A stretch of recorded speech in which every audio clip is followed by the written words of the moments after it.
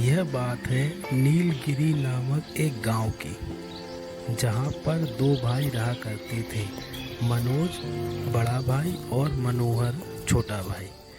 बड़ा भाई मनोज पैसे से गरीब था, पर बहुत मेहनती और बहुत ईमानदार था। मनोज की एक 7 साल की बच्ची थी निधि। देखो माँ, आज मुझे स्कूल में यह मिठाई मिली है क्योंकि आज मैं पूरे स्कूल में फर्स्ट आई हूँ और टीचर मुझसे आज बहुत खुश हैं, इसलिए उन्होंने आज मुझे यह मिठाई दी है। छोटा भाई मनोहर बहुत चालाक था और पैसे वाला था। अरे ओ भाग्यवान, क्या हो रहा है जी? ही। कुछ नहीं जी, बस बैठी हूँ, आप बताओ। मैं सोच रहा हूँ क्यों ना मैं बड़े भाई के साथ जाकर शहर घूमाऊँ। घूमना भी हो जाएगा और मेरा काम भी हो जाएगा। और मनोज भैया, क्या हो रहा है? क्या हाल चाल है? अरे कुछ नहीं मनोहर, बस बैठे ही हैं। तुम बताओ भाई, तुम्हारे क्या ठाट बाट चल रहे हैं? बस बढ़िया है। मैं सोच रहा था मनोज भैया कि मैं शहर जा रहा हूँ, तो क्यों ना आप भी मेरे साथ चलें। हाँ मनोहर, बिल्कुल। अच्छा किया तुमने मुझसे पूछ लिया। दोनों भाई अपनी अपनी घोड़ा गाड़ी लेके शहर की ओर चल पड़े। गरीब भाई मनोज की घोड़ी मरियल सी थी और छोटे भाई मनोहर की घोड़ी बिलायती और तुर्की मस्त घोड़ी थी। अरे मनोहर, अपन को चलते चलते बहुत देर हो चुकी है और अब तो रात भी होने को है और अपने यह घोड़े भी थक चुके होंगे, तो क्यों ना अपन रात्रि में यहीं विश्राम कर लें और सुबह होते ही अपन यहाँ से फिर निकल चलेंगे शहर के लिए। हाँ भैया, ठीक है, अपन ऐसा ही करते हैं। रात को दोनों भाई एक पेड़ के नीचे विश्राम के लिए रुक गए और थके होने के कारण उन दोनों की जल्द ही नींद लग गई। और तभी रात में मनोज की घोड़ी ने एक घोड़े को जन्म दिया और वह घोड़ा लुढ़क कर मनोहर की गाड़ी के नीचे जा पहुंचा। अरे देखो मनोज भैया, मेरी घोड़ा गाड़ी ने बच्चे को जन्म दिया है। घोड़ा गाड़ी ने बच्चे को जन्म दिया है? मेरा भाई पगला गया है का? घोड़ा गाड़ी कभी बच्चा देती है भला? देखो देखो मनोज भैया, देखो मेरी घोड़ा गाड़ी। मनोहर, तुम झूठ बोल रहे हो। यह बच्चा मेरे घोड़ी ने दिया है। घोड़ा गाड़ी भला बच्चा देगी क्या? अरे अगर यह बच्चा आपके घोड़ी ने दिया है तो फिर यह बच्चा मेरे घोड़ा गाड़ी के नीचे कैसे आया है? यह बच्चा मेरे ही है, मेरा घोड़ा गाड़ी ने दिया है। इसी बात को लेके दोनों भाइयों के बीच झगड़ा बहुत बढ़ गया और बात अदालत तक पहुंच गई। अदालत में छोटे भाई ने हाकिम को पैसा देकर फैसला अपनी तरफ करवा लिया, पर मनोज उससे बहुत दुखी हो गया। पर उसके बाद मनोज चुप नहीं बैठा। सही फैसला पाने की उम्मीद से मनोज राजा साहब के दरबार में पहुंचा। देखिए ना राजा साहब, मेरे छोटे भाई ने मेरे साथ कितना गलत काम किया है। कल रात हम दोनों शहर की तरफ जा रहे थे, तब रात में हम लोग एक जंगल में रुके तो वहाँ मेरी घोड़ी ने बच्चा दिया। तो मेरा छोटा भाई कहता है कि वह बच्चा उसकी घोड़ा गाड़ी ने दिया है। अब आप ही इसका सही फैसला कीजिए। राजा साहब ने मनोहर को भी दरबार में बुलाया और उसकी भी सारी बात सुनी। मैंने आप दोनों भाइयों की सारी बातें सुन ली हैं और अब मैं इसका सही फैसला भी सुनाऊंगा, पर इससे पहले मैं चाहता हूँ कि मैं आप दोनों भाइयों को 4 पहेली देता हूँ। पहली पहेली, दुनिया में सबसे ताकतवर और सबसे तेज चलने वाली। दूसरी, सबसे मोटी। तीसरी, सबसे कोमल। और चौथी, सबसे प्यारी चीज कौन सी है? मैं आपको 3 दिन का समय देता हूँ। 3 दिन में आप दोनों भाई जाओ और इन पहेलियों को सुलझा कर लेके आओ। उसके बाद मैं आपको अपना फैसला सुनाऊंगा। कुछ समझ में नहीं आ रहा है, पहेली कैसे सुलझाऊं? इतनी कठिन पहेली कैसे सुलझाऊं? किसके पास पूछने जाऊं? अरे हाँ, मेरा एक दोस्त है राकेश, वो बहुत बुद्धिमान है, क्यों ना उसके पास जाया जाए, वो ज़रूर इसका जवाब मुझे बता देगा। अरे आओ आओ मनोहर भाई, कैसे आना हुआ और इतने उदास क्यों हो भाई? क्या बताऊं राकेश भाई, राजा साहब ने मुझे 4 पहेली सुलझाने के लिए दी। कौन सी 4 पहेली मुझे बताओ, शायद मैं तुम्हारी कोई मदद कर सकूं। 4 पहेली ऐसी हैं। पहली, दुनिया में सबसे ताकतवर और सबसे तेज। दूसरी, सबसे मोटी। तीसरी, सबसे कोमल। और चौथी, सबसे प्यारी चीज़ कौन सी है? मुझे तो इनका कुछ आंसर ही समझ में नहीं आ रहा राकेश भाई, इसलिए इनकी मदद के लिए मैं तुम्हारे पास आया हूँ, क्योंकि तुम थोड़े बुद्धिमान हो। शायद मुझे लगता है कि तुम इनका जवाब ज़रूर जानते होगे। क्या तुम मेरी इन पहेलियों को सुलझाने में मदद करोगे? अरे मनोहर भाई, यह भी कोई पहेली है क्या? सबसे तेज है मेरी घोड़ी भूरी, बस उसको एक चाबुक दिखाओ, फिर उसकी रफ्तार देखो। और सबसे मोटा है मेरा सूअर, जिसे मैं 2 साल से खिला रहा हूँ। वह इतना मोटा है कि उसे खुद के पैरों पर उठा भी नहीं जाता। और सबसे कोमल है परों का तकिया, उससे कोमल कुछ हो सकता है क्या भला? और सबसे प्यारी चीज़ है मेरा पोता, मेरा पोता मुझे बहुत प्यारा है। लो मनोहर भाई, तुम्हारी सारी पहेली सुलझ गई। अरे वाह वाह राकेश भाई, तुम्हारा बहुत बहुत धन्यवाद। तुमने मेरी बहुत बड़ी समस्या हल कर दी। मैं तुम्हारा यह एहसान ज़िंदगी भर नहीं भूलूंगा।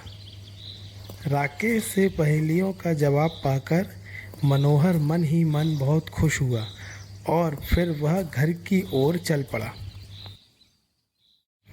इधर मनोहर रोते रोते अपने घर पहुंचा। अरे पिताजी, क्या हुआ? आप रो क्यों रहे हैं? रोऊं ना तो और क्या करूं बेटी, राजा साहब ने ऐसी पहेली दी हैं जिनको मैं जीवन भर भी चाहूं तो सुलझा नहीं सकता। वह पहेली क्या है पिताजी, आप मुझे बताइए। पहली, दुनिया में सबसे तेज और सबसे ताकतवर। दूसरी, सबसे मोटी। तीसरी, सबसे कोमल। और चौथी, सबसे प्यारी चीज़ कौन सी है? ठीक है पिताजी, आप राजा साहब के पास जाइए और उनसे कहना कि सबसे तेज और ताकतवर है हवा, सबसे मोटी है धरती और सबसे कोमल है इंसान के हाथ, क्योंकि तकिया कितना भी कोमल हो, इंसान अपने हाथ पर ही अपना सिर रखकर सोता है। और सबसे प्यारी चीज़ है इंसान को उसकी नींद, नींद से ज़्यादा इंसान को कुछ भी प्यारा नहीं। बहुत बढ़िया बेटी, तुमने तो मेरी जैसे सारी समस्या ही हल कर दी। बहुत बढ़िया, सदा खुशी रहो। आप दोनों के चेहरे की खुशी बता रही है कि जैसे आप दोनों को ही जवाब मिल गया हो। तो जल्दी जल्दी आप दोनों अपने जवाब दीजिए। दोनों ने अपने अपने जवाब सुनाए। राजा साहब, यह बहुत चालाक है, इसने ज़रूर यह जवाब किसी से पूछे हैं। इसकी इतनी बुद्धि नहीं है कि यह खुद यह जवाब दे सके। पर राजा साहब, आप मानोगे नहीं, इन पहेली का जवाब मेरी 7 साल की बेटी ने दिया है। वह बहुत बुद्धिमान है। अच्छा, अगर तुम्हारी बेटी इतनी ही बुद्धिमान है तो ये लो रेशम का धागा और अपनी बेटी से कहना कि राजा साहब के लिए इस छोटे से धागे से अच्छा तकिया तौलिया बनवा दें। राजा साहब ने पता नहीं यह कैसा काम दे दिया है। भला इतने से धागे से कोई कैसे तौलिया बना सकता है? मेरी बेटी बुद्धिमान है, पर कोई जादूगर तो है नहीं जो इस छोटे से धागे से राजा साहब के लिए एक तौलिया बनवा दे। पता नहीं अब क्या होगा। क्या हुआ पिताजी, आप फिर इतने उदास क्यों दिख रहे हैं? क्या हुआ? क्या बताऊं बेटी, राजा साहब ने तुम्हारे लिए यह धागा भेजा है और कहा है कि अपनी बेटी से कहना कि इस छोटे से धागे से राजा साहब के लिए एक तौलिया बना दे। अब तुम ही बताओ बेटी, इस छोटे से धागे से भला तौलिया कैसे बनाई जा सकती है? तुम कोई जादूगर तो हो नहीं, इसलिए बस मैं उदास हूँ। ठीक है पिताजी, कोई बात नहीं। यह लीजिए झाड़ू की सीख।